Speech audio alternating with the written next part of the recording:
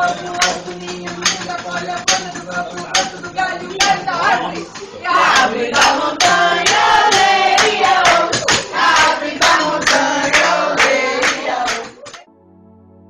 Igreja Presbiteriana Independente em Rio Branco, Acre. Assim foi chamada a primeira igreja presbiteriana independente em solo acreano. Solo fértil para muitos sorrisos, para abraços calorosos e um lugar cheio do povo de Deus. Aliás, foi assim, pensando no povo de Deus, que um dia esse chamado se confirmou nos corações de 2 pastores há muitos anos atrás. Mas antes mesmo que a semente fosse colocada em corações tão distantes do Acre, o agricultor já realizava o seu trabalho por aqui. A IPI de Rio Branco, do Acre, que só temos uma, né? Iniciou quando 2 famílias da IPB estavam saindo, IPB das Placas, outra da IPB da Floresta, 2 da IPB da Floresta. E aí a gente éramos amigos em família e começamos a conversar sobre igreja. E então passamos a nos reunir. Eles sugeriram que enquanto eles não encontrassem uma igreja que eles se sentissem bem, a gente pudesse se reunir como os discípulos se reuniam, de casa em casa, no momento nas nossas casas. Então nós ficamos em 4 famílias e cada domingo era na casa de uma dessas famílias. Num determinado momento, quando aconteceu na minha casa, que era lá no Conjunto Tucumã, a gente já tinha um pouco mais de pessoas. Então, nós vimos que tinha uma casa alugando bem na frente da minha. Essa casa era uma casa residencial mesmo, era uma casa de 2 quartos, mas tinha uma varanda enorme na frente, totalmente coberta e gradeada. Então, a gente olhou, o valor era bom. Então, quando surgiu essa possibilidade da casa, nós resolvemos alugar.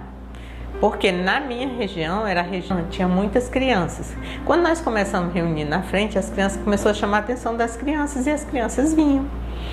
E daí, ficamos ali, começamos a nos reunir ali. Uma das famílias, a família da Valéria, era do Paraná. Lá eles conheciam a IPI. Eles não tinham vontade de sair da IPB para uma outra denominação muito diferente. E aí ela lembrou da IPI. Lembrou que tinha um primo que era da IPI de Londrina. E então ela fez contato com esse primo, explicou a situação, que existia um grupo de pessoas reunindo e que queriam fazer parte de uma igreja. A gente continuava a seguir orando por alguém, por um pastor, para se ligar, se conectar a alguma igreja. Nós fizemos uma carta para a IPI Nacional, dizendo que a gente estava se reunindo, explicando e que a gente tinha interesse de fazer parte da IPI. Foi quando Joaquim foi visitar a gente, ainda era lá no Tucumã. Ele fazia parte da Secretaria de Missões e aí ele veio visitar. Fizeram uma reunião com o Presbitério Rondônia, que na época era Mato Grosso, Rondônia, e já meio que abraçaram a gente assim informalmente. Havia um pastor que estava em Porto Velho, pastor Daniel, e aí esse presbitério, que era Mato Grosso, Rondônia, ficou mais perto da gente. Eduardo, o Tomioshi, já veio naquele momento, naquela comissão que veio para conhecer a gente. Veio Eduardo, pastor Joaquim, eles foram para levar o que viram aqui, né? Nisso já tinham mais pessoas, tinha mais um casal da IPB que tinha saído, que estava congregando com a gente, mais gente da localidade mesmo, ali da região do Tucumã, que tinha se achegado. E aí já estava bem apertado, né? E fomos então tornados congregação do presbitério.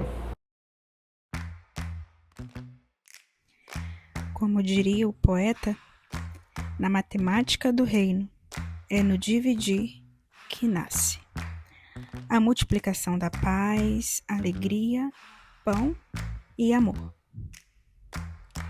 E no ato da divisão milagrosa do reino, a igreja se formou, de casa em casa, dia após dia e de porta em porta, e se multiplicou. Na simplicidade do Evangelho, a igreja se formou. Ainda sem suas grandes estruturas, ainda sem todas as treliças, eventualmente chamadas de necessárias, mas com todo o solo fértil necessário para o seu crescimento. Aliás, quem garantia os frutos era o próprio agricultor.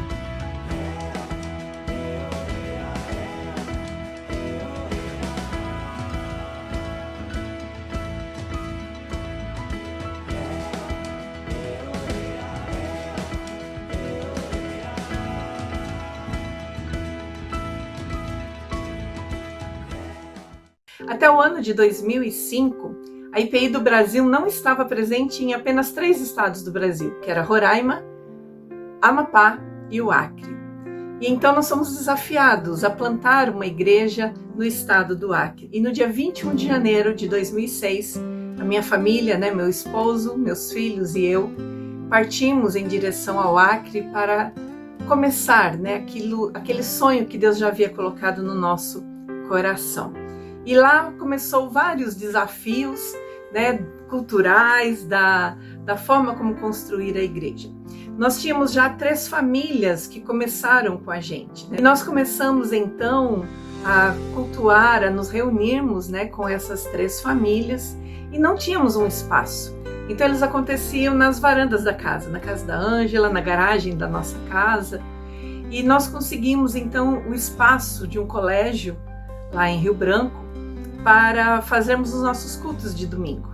Então, literalmente, todo domingo nós tínhamos que montar e desmontar a igreja. E ali começaram a se reunir famílias e começou a chegar gente nova. É nessa escola estadual, Instituto de Educação Lourenço Filho, que a Igreja Presbiteriana Independente em Rio Branco funcionou de janeiro de 2006 a agosto de 2006. Nós aqui fazíamos trabalho só aos domingos, na escola dominical na parte da manhã, nas 9 horas, e depois o culto à noite, a partir das 7 horas. No entanto, todas as vezes que nós íamos fazer um culto, nós tínhamos que montar a igreja e depois desmontar. Foi essa uma bênção, uma experiência muito grande para as nossas vidas, de podermos aqui realizar. A diretoria cedeu o espaço para nós, porque há uma irmã da igreja que trabalha na escola, e nós então pudemos realizar, durante todo esse tempo, de janeiro de 2006 a agosto de 2006, os cultos e atividades da Igreja Presbiteriana Independente aqui em Rio Branco. O problema é que, como o colégio tem aula durante a semana, então durante a semana nós não tínhamos esse espaço para nos reunirmos, E conforme famílias foram chegando, elas mesmas começaram a sentir a necessidade de ter um lugar chamado como a minha igreja. E nós recebemos, ganhamos por doação 2 terrenos e começamos a construir então nosso primeiro salão de culto. E ali nós construímos o lugar do culto, claro, com uma cozinha, os banheiros, e nós entendemos também que precisamos fazer uma sala para o trabalho com as crianças, porque a gente sempre achou que o ministério com crianças era uma prioridade no nosso coração. E nesse tempo, então, nós nos mudamos para esse espaço e nós fomos para esse primeiro lugar do culto com apenas 2 famílias e a nossa família. E ali começou um novo tempo para a nossa igreja. E foi muito interessante porque o pai de uma das meninas, o pai da Gabi, ia fazer um aniversário e chamou a gente para estarmos no aniversário dele, que seria na chácara de uns amigos dele. E quando chegamos lá, uma mulher, filha dos donos do sítio, veio conversar comigo e falando das necessidades que ela sentia, que ela já participou de igreja, mas que agora ela estava afastada, mas que ela queria muito voltar. E a gente começou a conversar, né, e convidá-la a participar. E no domingo seria o lançamento da nossa pedra fundamental. E eu convidei meio achando que não aconteceria, né, que ela não viria, não, com todo respeito. Eu não estava botando muita fé. E para minha surpresa, e aí eu falo que são os bilhetes de Deus alertando da ação de Deus, ela estava lá no domingo para o culto e o lançamento da pedra fundamental do nosso salão de culto. Cheguei na nossa igreja IPI por volta de 2007. Eu lembro que era o aniversário de um dos membros da nossa igreja, né? Ele estava fazendo aniversário, inclusive ele faz aniversário no dia do meu filho, por isso que eu lembro dessa data, 18 de agosto de 2007. Quando eu cheguei na igreja, né, tinha toda uma... Como eu não era de participar, não era de nenhuma igreja, então fui com a estrutura de encontrar uma igreja com multidão de gente, aquela igreja mesmo formadinha, e cheguei lá, me deparei com algo totalmente bem simples, bem diferente, com meia dúzia de pessoas reunidas, e me arrepia, porque foi uma igreja diferente que eu senti, e eu senti muito acolhimento naquele dia, embora eu tivesse, né, em volta de pessoas que eu ainda não conhecesse, eu me senti acolhida e gostei muito. Nesse dia eles estavam, né, inaugurando o templo físico deles, porque até então eles se reuniam em outros locais que ainda não era dele, o espaço físico de escola, né? Se reuniam dessa forma e passaram a se reunir num espaço físico que era deles. Eles estavam comemorando, inclusive, eles estavam colocando a pedra fundamental da igreja. E a partir dessa pedra fundamental, né, que começou ali, nesse período nós tínhamos 4 famílias com a gente, e a família dessa mulher que eu conheci no sítio, ela e o filho dela começaram a frequentar a nossa igreja. E era muito bom, porque na hora do ensino da escola dominical, toda vez que a gente lia a Bíblia, os olhos do João brilhavam, ele tinha uma sede pela palavra de Deus que me emocionava. Eu lembro que tanto eu quanto o Joca, quando a gente via a sede que aquele menino tinha do conhecimento da palavra, a gente entendeu que aquele espaço era muito importante.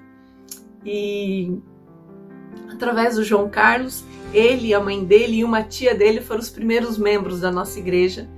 Então, o primeiro culto de batismo e profissão de fé foram essas 3 pessoas. E a partir desse tempo, desse trabalho com a igreja começou a crescer, e principalmente por causa das crianças.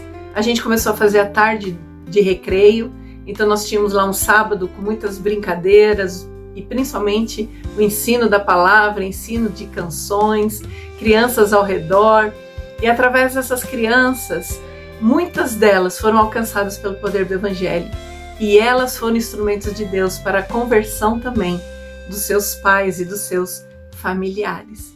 E então nós começamos, né, a estrutura mesmo de igreja. Então nós tínhamos a escola dominical no período da manhã, o culto à noite e o estudo bíblico de quarta-feira à noite. Muitas vezes na quarta-feira à noite só íamos nós 4 para a igreja, meu marido, eu e os nossos filhos, que na época tinham 5 e 8 anos. E eu me lembro que várias vezes que nós chegávamos lá, a gente ficava meio desanimado porque as pessoas não estavam lá, né? A igreja vazia.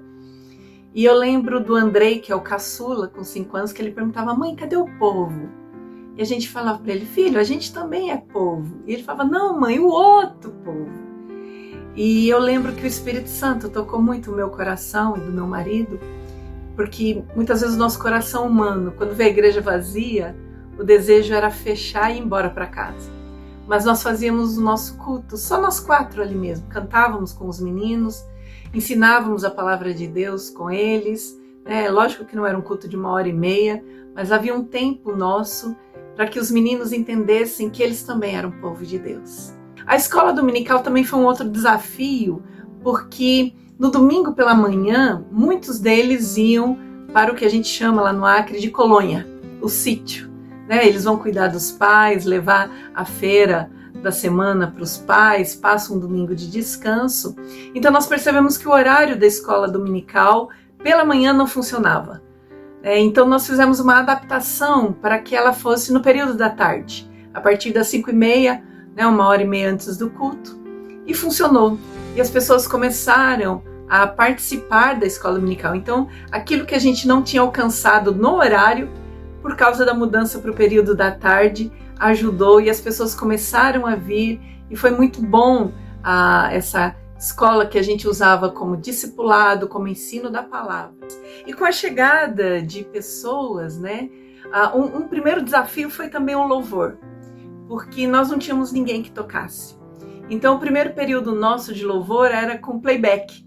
E toda vez que nós vínhamos de férias para São Paulo, na volta a gente levava uma bagagem cheia de CDs, de playbacks que as pessoas doavam, que ajudavam a gente, e a gente cantava com playback porque não tinha quem tocasse. E hoje, quando eu olho para o Ministério de Louvor da IPI de Rio Branco, eu me emociono, porque é um pessoal muito bom na música, na musicalidade. Então, eu sou grata a Deus pela vida do Ministério de Louvor da IPI de Rio Branco, porque a gente viu nascer em cada um deles o dom de Deus, e depois Deus veio trazendo pessoas de fora que só brilhantaram ainda mais, né? Porque gente com muito dom musical.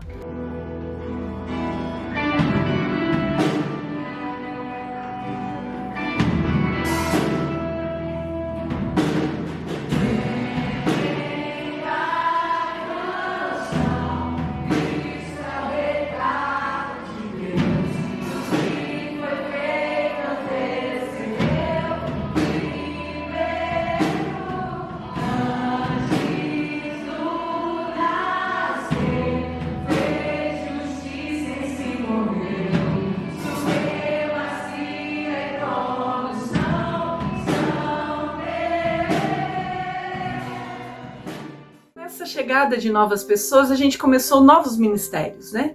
E aí o desafio veio primeiro da formação de liderança, porque o nosso sonho era de fato organizar a nossa igreja. Agora na casa da Dona Madalena e da Eveline, Dona Madalena da nossa igreja, a Eveline é sua filha também.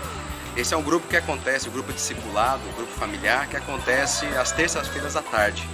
Nós vamos hoje iniciar agora essa parte do discipulado. O trabalho realmente é um trabalho de formiguinha, o pastor ia nos pastoreando, algumas pessoas foram ficando no meio do caminho, outras foram se chegando, mas eu nunca vi a gente sair do principal. Uma das coisas que eu sempre digo, né? O acolhimento das pessoas, o amor de Deus foi sempre uma forma que o pastor sempre batia muito nessa tecla, né? Tentar colocar em prática, não só ouvir a palavra. E ele nos ajudava muito, que ele fez a base com esse grupo, que hoje é liderança, de trabalhar um relacionamento com Deus, né? Ainda que a gente não entendesse de tudo, ainda que a gente não tivesse todos os conhecimentos, mas ele dizia que essa igreja era simples. E a gente foi se envolvendo. E quando chegou a data mesmo de formar aquela igreja, de dizer que agora nós éramos uma igreja, eu vi que a gente já estava há muito tempo formado. Aquilo dali foi um dia que chegou só para dizer, pronto, nasceu, estamos independentes, agora nós vamos caminhar com nossas próprias pernas. E como a chegada de um filho após um longo período de espera, com todos os sentimentos e emoções vividos e guardados por tantos anos, mas também com muita preparação e com zelo empregados, assim foi a organização da Igreja Presbiteriana Independente em Rio Branco, Acre, no dia 4 de dezembro de 2015.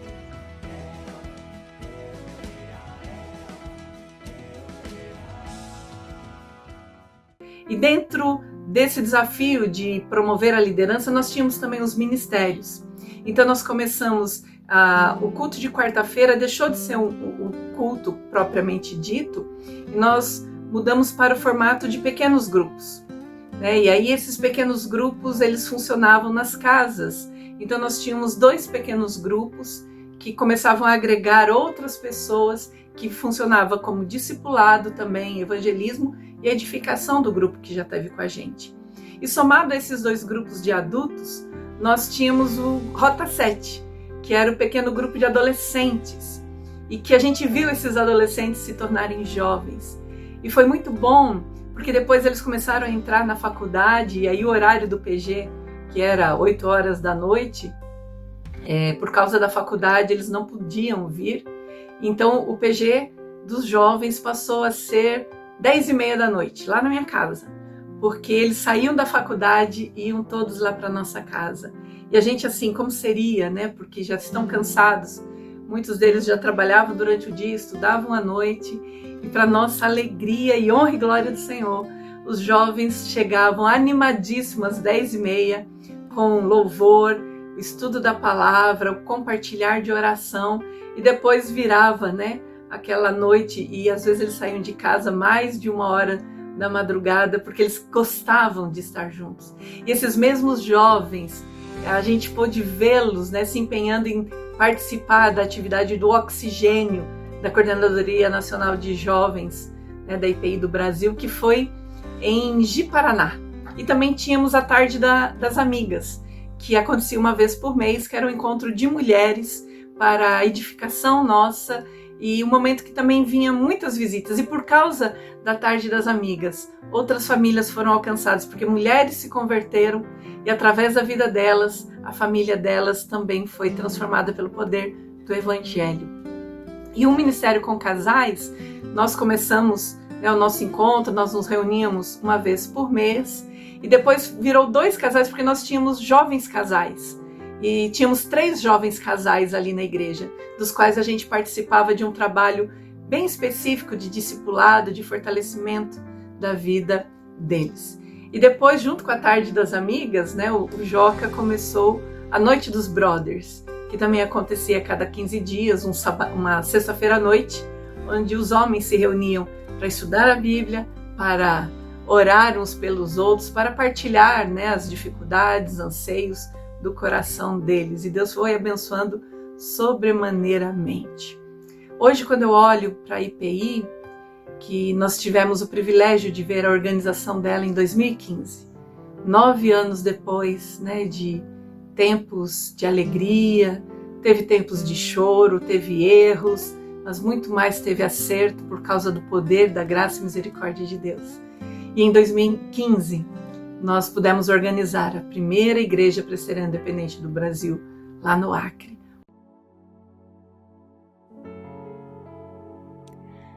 Naquele dia foram eleitos irmãos e irmãs para o exercício do presbiterato e diaconato. Pessoas que já se dedicavam com tanto zelo à obra de expansão do reino de Deus aqui no Acre. E agora recebiam em suas mãos a responsabilidade de encaminhar a nova igreja.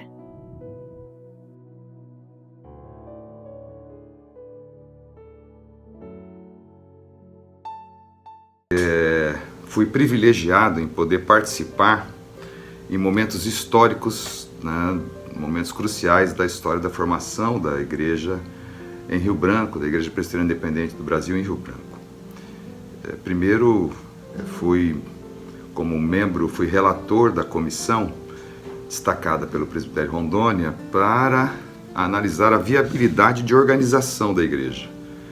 Nesse momento, estive com mais 2 membros da comissão, participando desta visita a Rio Branco, onde fomos eu, o presbítero Eduardo e o reverendo Elvio, para um fim de semana com os irmãos, e pudemos ali ter um diálogo aberto, bem franco, não havia um roteiro preparado, apenas fomos sondar, né, como andava o trabalho em Rio Branco, e tivemos uma excelente impressão de tudo que vimos e concluímos, portanto, que pela organização da igreja, esse foi o nosso parecer, aprovado pelo presbitério, e tive então aí o privilégio maior de ser o presidente da comissão de organização da igreja, celebrando todos os atos necessários para que isso pudesse acontecer, e também um culto de organização com a ordenação dos eleitos e a posse do reverendo Joaquim, na época como pastor responsável pelo campo, já que foi ele e a Jaqueline, né, os pastores responsáveis pelo campo, e quem assumiu a presidência foi o Joca, são marcos relevantes que certamente vão me acompanhar durante toda a minha vida, mas eles não resumem ainda quão importante a Igreja de Rio Branco é na minha trajetória ministerial. A relação que tenho com a história e com as pessoas em Rio Branco transcende todo o aspecto institucional da fé. É um povo que marcou minha vida, não só por esses momentos importantes na história de ambos, né, da igreja e da minha trajetória como pastor, mas também pelo privilégio de ter caminhado como pastor, eu assumi durante um ano, num período de transição, o pastoreio da igreja. Além disso, as raízes de relações afetuosas, de relações sinceras, de relações francas, de relações tão intensas de amizade, de amor, de consideração com as pessoas, tornou Rio Branco uma referência para mim, assim, de o que é viver a fé na sua mais intensa relação com o outro. A fé no seu aspecto mais direto, que é o aspecto relacional. Eu trago como memória uma referência. Rio Branco para mim é uma referência de uma vivência plena daquilo que o Evangelho nos impulsiona, nos faz viver uma relação sincera, uma relação íntegra, uma relação inteira com o outro. Sendo assim, eu faço questão de registrar aqui que trago hoje, né, na memória muitas emoções, muitas vivências, muitas trocas que geraram e continuam alimentando, né, dentro de mim a esperança, a certeza de que é possível viver hoje aquilo que temos como essência do Evangelho, aquilo que temos como até mesmo como visão escatológica, como o ideal de vida, trazendo para nós então um compromisso ético com a realidade, com a transformação de vidas e com a essência daquilo que nós devemos viver enquanto cristãos. Rio Branco então faz parte da minha trajetória, me proporcionou a aproximação daquele que eu já tinha como um amigo, que era o Joca, e a nossa relação se intensificou ainda mais durante todo esse período em que ele esteve à frente da igreja em Rio Branco, e nessa intensificação de encontros, de relações, de amizade, se tornou uma referência para mim. Sempre disse que o Joca foi e sempre será como referência o meu pastor, aquele com quem eu pude ser mais eu mesmo. Então isso me trouxe um ponto de referência na minha própria trajetória pessoal enquanto ovelha de Cristo. E nesse sentido, então, eu vou sempre trazer Rio Branco como uma referência em diversos aspectos da minha trajetória e na trajetória, creio que, da IPI do Brasil como um todo.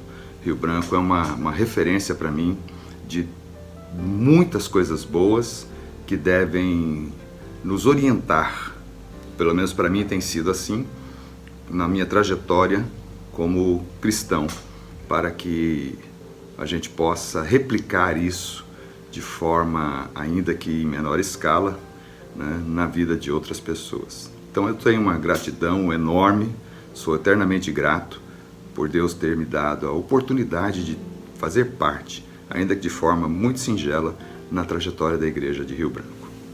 O meu sonho é que a partir dela, outras cidades ali do Acre e até mesmo dentro de Rio Branco, a gente possa continuar sendo testemunho do amor e do poder de Deus ali naquele lugar. O domingo da segunda vez que nós fomos receber membros, que eram 24 novos membros, todos recebidos por batismo e profissão de fé. E eu me lembro de famílias inteiras ali. E muito choro, muito choro, porque havia uma emoção por causa do que Deus havia feito na vida daquelas famílias. Então, a história da IPI começou com muitos desafios, mas eu louvo a Deus porque lá tem um povo dele, temente a Deus, fiel, e que continuou a caminhada. Eles continuam o trabalho deles, eles continuam servindo ao Senhor com o mesmo zelo, com o mesmo amor ao Senhor. Isso enche meu coração de alegria e de gratidão. Essa é uma parte, porque são muitas histórias. E eu espero que a gente ainda possa contar muita história dessa terra abençoada.